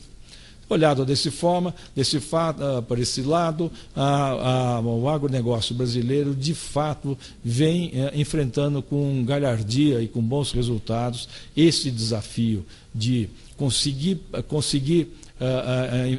produzir alimentos e biocombustíveis sem detrimento dos alimentos, caminhar para uma agricultura de baixo carbono e ainda produzir produtos como os bioplásticos, como os biocombustíveis de segunda geração, que definitivamente tem um mercado gigantesco pela frente. Alguém mais poderia dizer, na hora que tudo isso aí se abriu, o que que está faltando é cana, né? Está faltando produzir mais por esse lado. E, finalmente, queria dar a minha última observação, né, que seria o seguinte: não quero deixar a impressão de que não existam problemas, muito ao contrário. E queria chamar a atenção do que me parece seriam os três grandes desafios, ou pelo menos os mais relevantes, que o agronegócio brasileiro tem olhando para frente. O primeiro deles, né, no modelo de crescimento brasileiro dos últimos anos, acabou aparecendo o que eu tenho chamado de a doença dos custos altos, que está matando a indústria brasileira. Esta doença dos custos altos está chegando no agronegócio. E exatamente o caso da cana é o caso mais evidente. Se alguém quiser, por coincidência, não foi encomendado, no jornal Estado de São Paulo de hoje tem uma matéria interessante sobre isso. O que é a doença dos custos altos? Quer dizer, resulta de um modelo econômico de crescimento dos últimos anos que, se de um lado teve várias coisas positivas, de outro lado teve produziu um aumento nos custos de produção derivados de pelo menos 6 coisas. Primeiro, uma carga tributária que não para de se elevar. A carga tributária é elevadíssima em qualquer lado que a gente olhe, né? No lado da agricultura tem tantas coisas, né? Devolução dos créditos de PIS/COFINS, coisas intermináveis, né? Evidentemente, quanto maior a carga tributária, maior são os custos privados de produção. Segundo, uma piora significativa na qualidade da regulamentação. Nós tivemos aqui também, na apresentação da Débora, um exemplo, uma lembrança, né? Da regulação mal feita, da restrição, na verdade, da compra de terra por estrangeiros no Brasil, que paralisou o mercado, caiu de repente, né, e foi uma má resposta por uma preocupação que pode ter até ser legítima, né, que é querer evitar que a China compre terra no Brasil, o governo chinês compre terra brasileira. Escassez de mão de obra, portanto, um aumento dos custos de produção. Este aumento dos custos de produção, associado a um real valorizado, está realmente matando uma boa parte da indústria brasileira e está chegando devagarzinho, se é que eu acho que já chegou, como um grande desafio para o agronegócio. Como consequência disso, como a maior parte dessas coisas são sistêmicas e não se alterarão no curto prazo, cabe aos produtores a tarefa ainda mais importante de aumentar, do setor, de manter o fluxo de inovações.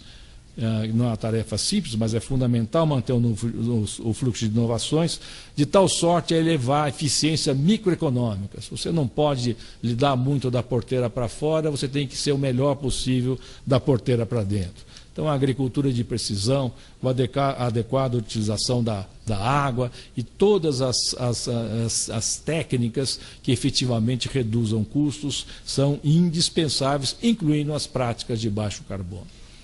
Terceiro desafio, né, é avançar na implementação, isso depende muito também do Código Florestal ser aprovado, mas da implementação de uma série de procedimentos que são indispensáveis hoje. Eu lembro apenas o avanço, a necessidade do avanço, né, do plantio, quando for o caso, ou da manutenção das matas ciliares, né, a preservação de nascentes, e entrar um pouco mais, que é indispensável, na questão do pagamento por serviços ambientais. Isso tem alguns casos, eu conheço alguns casos bem específicos, bem menores, de municípios específicos, com esses resultados excelentes. Essa combinação de desafios sem detrimento de outros me parece aquilo que mais importante tem o agronegócio para enfrentar.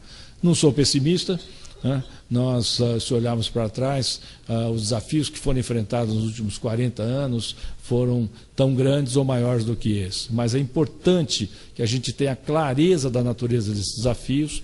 Por isso que encontros como esse aqui são muito relevantes para que a gente vá colocando um entendimento mais adequado dessas questões.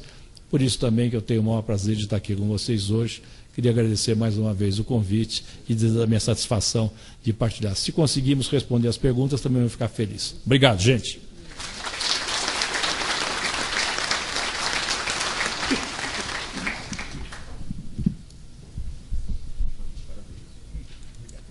Bem, antes de passar a palavra ao ministro Pratini de Moraes para fazer um comentário geral sobre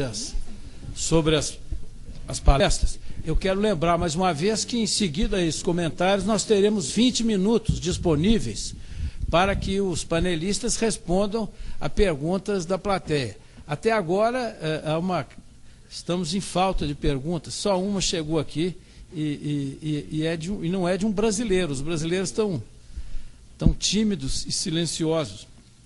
Então, vou passar a palavra ao ministro Pratini de Moraes, mas antes disso, eu quero ressaltar, ele é um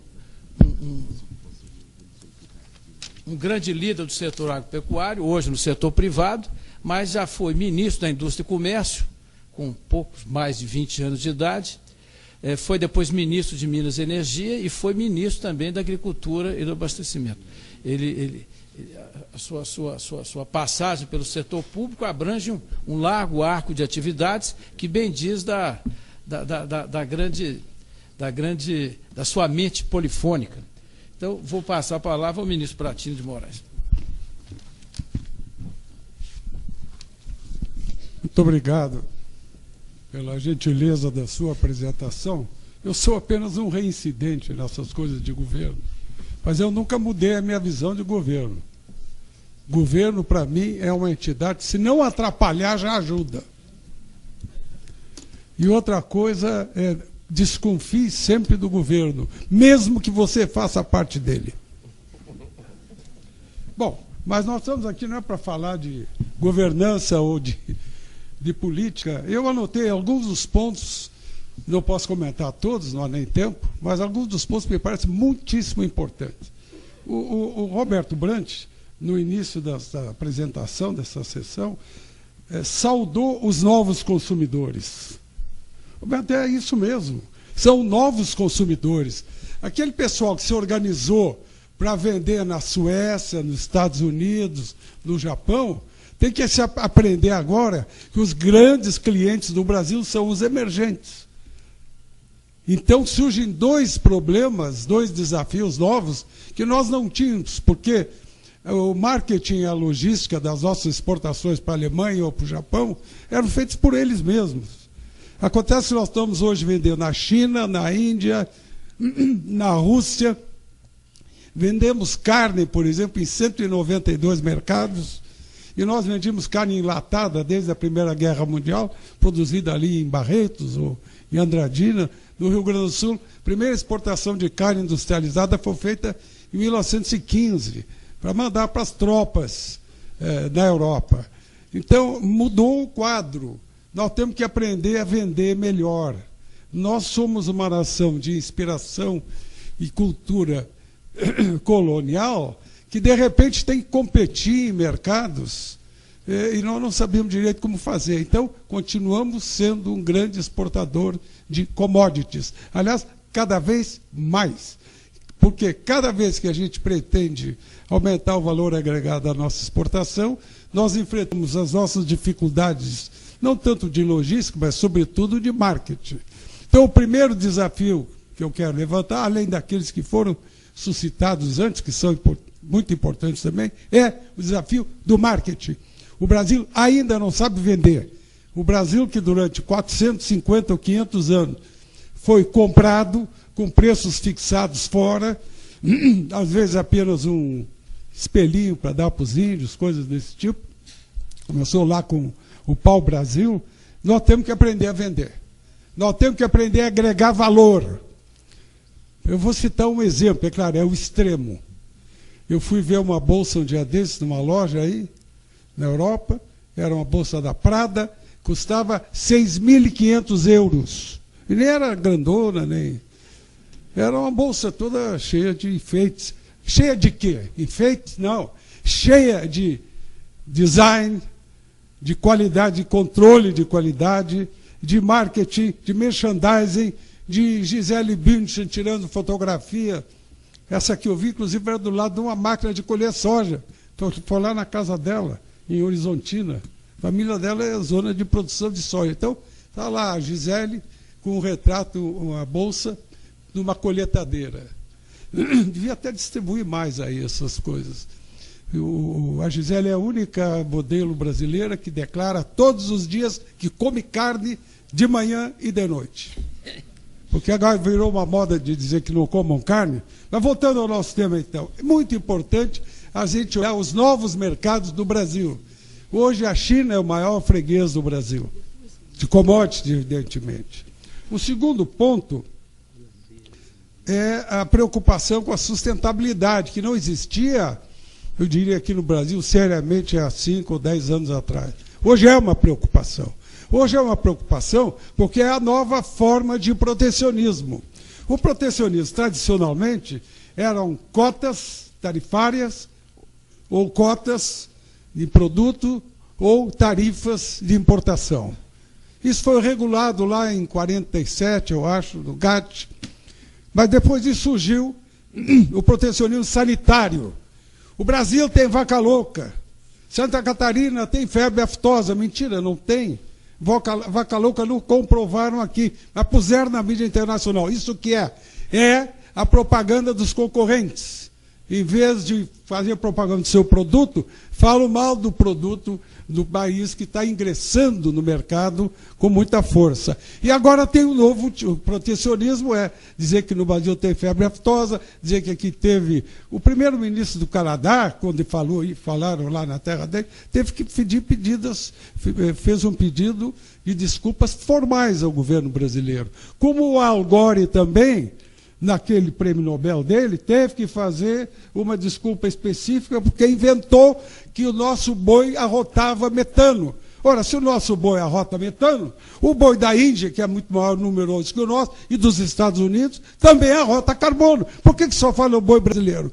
Isso é pago pela competição que não está gostando dessa realidade nova do Brasil, que, como foi dito aqui, é um país que cresce a produção com pequeno crescimento de área plantada, mas que triplicou a produção nos últimos 20 anos, aumentando em apenas 22% a área plantada, ou 23%.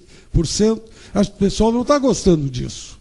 Então, nós temos que também aprender a ter uma política comercial muito idônea, muito séria e muito capaz, como, aliás, fizemos no caso do algodão, em que nós derrotamos os americanos em todas as instâncias e agora eles estão tendo que pagar para o nosso pessoal do algodão uma multa. Não é? Então, a mesma coisa aconteceu com os europeus no caso do açúcar. Isso já foi resolvido por outros mecanismos. Mas nós temos que começar a atuar no plano internacional e trabalhando com leis que não tiveram a participação de brasileiros ou tiveram uma participação muito marginal na sua elaboração, defender os nossos interesses. Bom, o doutor Helder, em Moçambique, fez uma referência à fome na África.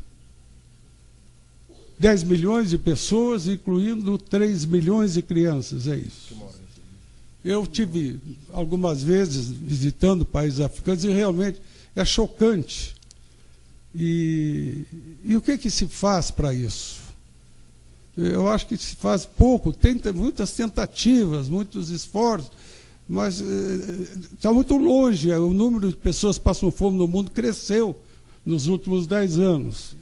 Isso é muito preocupante. Enquanto isso, nos belíssimos gabinetes da OECD, ou no Palácio da FAO em Roma, que foi construído pelo Mussolini para ser a sede das colônias italianas, quando eles invadiram a Abissínia, né? Naquela época era Abissínia, eu não vejo acontecer nada real. Agora, quanto é que os países da OECD dão de subsídios para as suas agriculturas?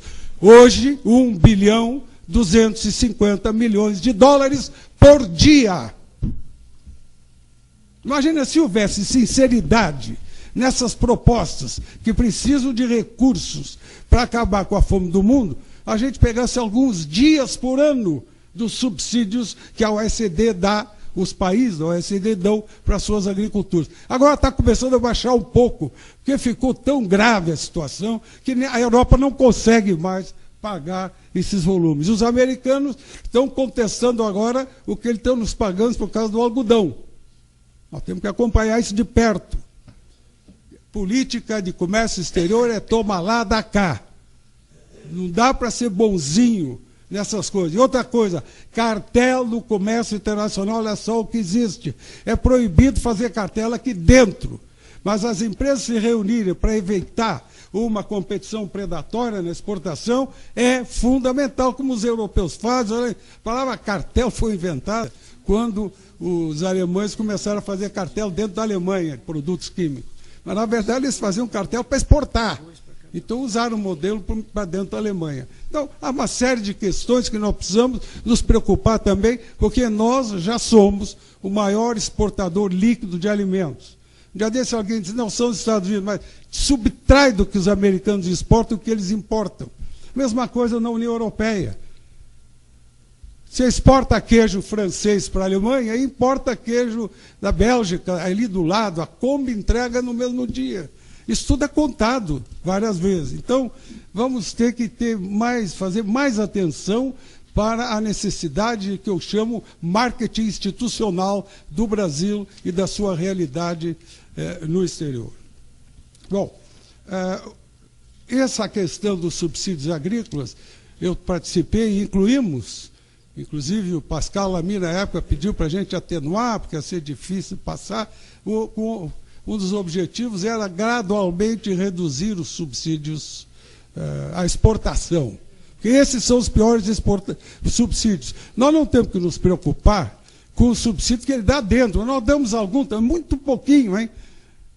É Pronaf, é uns juros baixos lá no Sudene, essa coisa toda.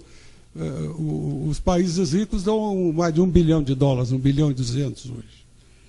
Então, se a gente fala em dar um apoio ao algodão no Brasil, ou ajudar a distribuir, ou a transportar uma safra de arroz que entra no mercado na mesma hora que entra a safra argentina e uruguaia, o que acontece?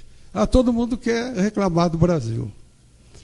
Ao contrário, nós precisamos, portanto, defender melhor o nosso agronegócio no plano internacional. O representante de Moçambique falou com muita precisão sobre os problemas dos países africanos em geral. Um ponto eu queria ressaltar. O país que mais sofre, ou os países que mais sofrem com os subsídios norte-americanos ao algodão são os países do oeste africano. Burkina Faso, Tchad, uma região da Mauritânia, enfim, todos os países que têm climas muito secos e bons para o algodão é que são os grandes perdedores nesses preços subsidiados e que balizam, por um nível mais baixo, os preços no mercado internacional. A doutora Débora fez uma exposição muito interessante sobre a questão da maximização da produção. Como é que a gente consegue aumentar? O Brasil é um bom exemplo, investindo em tecnologia. Mas ela mencionou também que há uma questão de management, uma questão de direção, de gestão. Nós aqui no Brasil temos, e eu vou me atrever a dizer isso na frente de uma americana, nós temos 5 coisas para ajudar a agricultura a crescer. 5 fatores: água, terra, sol, tecnologia. Nós somos hoje o maior produtor de tecnologia agrícola tropical. E temos um 5º fator, que eu acho que é uma das dificuldades que a África tem hoje. Nós temos capacidade empresarial. Os agricultores brasileiros são muito bons. Eles mostraram isso nos últimos 20 anos. E, através dessa capacidade empresarial, eles saíram lá do Rio Grande, do Paraná, de São Paulo, tomaram conta do Centro-Oeste, até Roraima, e hoje há brasileiros plantando na Arábia Saudita. Atualmente deve custar $1 milhão no saco de feijão, mas tudo bem, eles têm. Estão plantando no Sudão e estão plantando agora em Angola e começaram no Congo Brazzaville e no Congo Kinshasa. Indústrias brasileiras começam a levar as tecnologias que eles aprenderam aqui e as tecnologias desenvolvidas para a Embrapa para a África. Bom, eu estou vendo que o meu tempo está chegando ao final. Eu anotei só mais alguns pontos que me pareceram muito importantes. A questão do acesso ao treinamento. um dos segredos do Brasil é o acesso ao treinamento feito pelas empresas de fertilizantes, por empresas especializadas, pelas indústrias de máquinas e pelas cooperativas. Isso foi muito importante, foi muito veloz. A representante dos Estados Unidos nos falou sobre a possibilidade e a disponibilidade de fundos de financiamento à agricultura, fundos financeiros.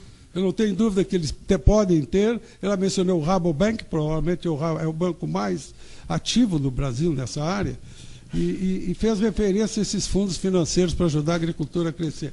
Eu queria lhe lembrar que nós, no Brasil, ainda não temos a sofisticação do sistema norte-americano para financiar a agricultura e de seguros, que é fantástico. Nós aqui estamos ainda precisando de preço. A gente aumenta o investimento na agricultura, melhora a tecnologia, quando o agricultor tem renda. Se não houver renda para o agricultor, não adianta nada financiar, porque vai ter uma indústria de novo de renegociações de financiamento. Então, eu acho que nós temos que enfatizar e defender com mais firmeza a questão da renda. Hoje, nos ajuda o preço das commodities, como o Roberto Mendonça de Barros mostrou, há uma elevação grande por várias razões, inclusive de mercado, mas não é para todos os produtos. Não é para todos os produtos. Então, nós temos que apostar em uma política de preços mais razoável e vamos fazer um coro aí para ver se sai esse fundo de catástrofes para que possa funcionar o seguro agrícola no Brasil. E o último ponto, o doutor Roberto Mendonça de Barros mencionou uma coisa muito importante que nós temos que prestar atenção. É a doença dos custos altos. Está chegando mesmo na agricultura. Todos nós sabemos que nós somos não é ainda amplo, e não é porque o Brasil é uma economia muito fechada, das mais fechadas do mundo. Está havendo um programa de desindustrialização, um processo de desindustrialização, que não é amplo por causa da economia fechada. E leva muito tempo abrir uma economia via o processo que nós estamos assistindo, porque ninguém tem certeza que essa taxa de câmbio vai durar muito tempo. Mas é muito importante que nós prestemos atenção disso, porque quando um produto agrícola começa a ser gravoso, como a gente chamava antes, as coisas ficam complicadas e difíceis de manter. Bom, eu não vou me estender mais, eu só queria agregar aos demais prioridades a prioridade marketing e a prioridade logística, sendo que a de logística é a mais importante. O Brasil precisa aprender a vender. Obrigado.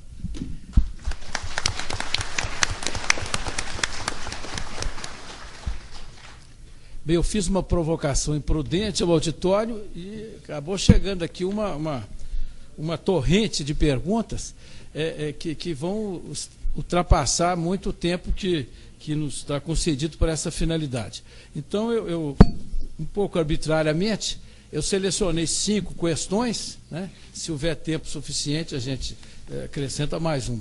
Quem não foi escolhido não foi por questão da qualidade da pergunta, não foi. Eu dei um pouco a prioridade a quem chegou primeiro, tá certo? Então, eu vou fazer, são 2 questões para o Helder, né, o representante da FAO, 2 para o professor José Roberto Mendonça de Barros e uma para a doutora Débora. Eu vou fazê-las em conjunto para cada um deles. As 2 para o Dr. Helder Muteia, uma é de um americano, eu vou tentar traduzir aqui. O que o senhor pensa a respeito do potencial da redução de desperdício de alimentos, especialmente nos países desenvolvidos, como um meio de, pelo menos potencialmente e parcialmente, resolver o problema da fome no mundo? Waste Food in Developed Countries. E a segunda pergunta é a seguinte: o Conselho Nacional de Segurança Alimentar, o CONSEA, é um órgão aqui do governo brasileiro, defende a soberania alimentar, ao invés da segurança alimentar. A soberania alimentar é um conceito que pressupõe produção local e não leva em conta o comércio. Como a soberania se coloca no mundo de crescente demanda por alimentos? Ela não seria um conceito ultrapassado que deveria ser abandonado em prol da segurança alimentar? São as 2 questões. Senhor. Ah, pois não, pois não. Muitíssimo obrigado. São duas questões e temos que ser breves. A primeira é a questão da redução do desperdício. É verdade, há um excesso hoje de desperdício de alimentos no mundo. E esse desperdício acontece mais nos países desenvolvidos e também nos países emergentes. No Brasil também tem certa forma de desperdício. Eu uma vez comentei e disse aqui numa palestra que eu fui convidado pela Andef que após ter sido convidado para um churrasco fiquei de certa forma chocado com aquilo que no churrasco se chama cemitério, né? Portanto, aquilo que se desperdiçou ali serviria para alimentar várias famílias durante 2 semanas. Mas isso para dizer que, de facto, se o alimento que é produzido hoje no mundo fosse equitativamente distribuído, nós teríamos capacidade de alimentar todo o mundo. Mas há grandes desperdícios, há alguns desperdícios que já dissemos são fatores que acontecem em países desenvolvidos, mas também nos países subdesenvolvidos há muitos desperdícios, graças ao desconhecimento, falta de infraestruturas de armazenamento, redes de distribuição, e acabam também ocorrendo muitos desperdícios. Portanto, é importante, e eu parabenizo quem tenha levantado essa questão, e é um tema que a FAO escolheu. Há vários temas que a FAO escolheu para este ano, para serem abordados este ano. Um é o tema das florestas, o segundo tema é o da necessidade de redução dos desperdícios. O segundo, o conceito de soberania alimentar e segurança alimentar. O conceito que nós procuramos desenvolver dentro da FAO é que temos que avançar para a prática. Se a gente se fecha em essas caixinhas de teoria, nós somos capazes de perder. E nós estamos num mundo hoje que se torna cada vez mais globalizado. O mundo se abre, as fronteiras caem e é preciso partilhar. É verdade que é importante, e na FAO nós sempre dissemos que a forma mais sustentável de desenvolvimento é o autodesenvolvimento e que um bom comércio requer uma partilha. Portanto, nós temos que ver quais são as vantagens comparativas e competitivas de cada país, de cada região, e possamos partilhar. O mundo de hoje é um mundo cada vez mais partilhado e um mundo em que mais globalizado, em que cada um deve dar o seu melhor, e não nos vamos fechar nessas agora, o conceito de soberania alimentar, ele não é para ser jogado no lixo, mas ele tem que fica de certa forma fragilizado por esse novo conceito de partilha, de colaboração e partilha entre os diferentes.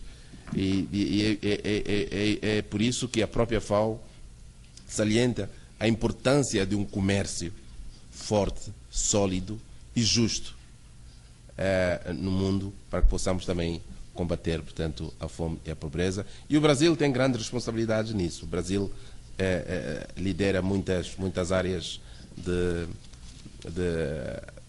commodities agrícolas, mas também o Brasil, como já foi referido aqui, tem tecnologia e essa tecnologia deve ser partilhada. Muito obrigado. Antes de passar a palavra, fazer uma nova questão, que é para a doutora Débora Lafranc, eu recebi aqui um pequeno lembrete da nossa presidente, senadora Cátia Abreu, com o qual eu concordo inteiramente. É que hoje a fome não é propriamente uma questão de falta de comida disponível no mundo. É fundamentalmente um problema de falta de renda das pessoas, né?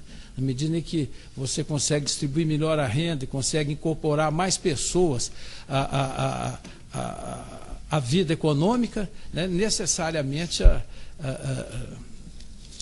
a fome se reduz. Aliás, como o senhor mesmo disse, basicamente a fome é uma questão de pobreza. A doutora Débora, eu vou traduzir a pergunta que foi feita para ela.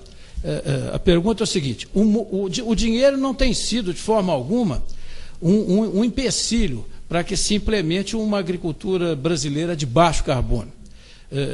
A pergunta diz que o governo alocou 2 bilhões de reais para o exercício 2001-2012, mas efetivamente os desembolsos têm sido muito baixos. E aí vem a pergunta: Isso é um exemplo de boa prática, de mudança de mentalidade a respeito do assunto e de alcance real dos agricultores para realizar o programa?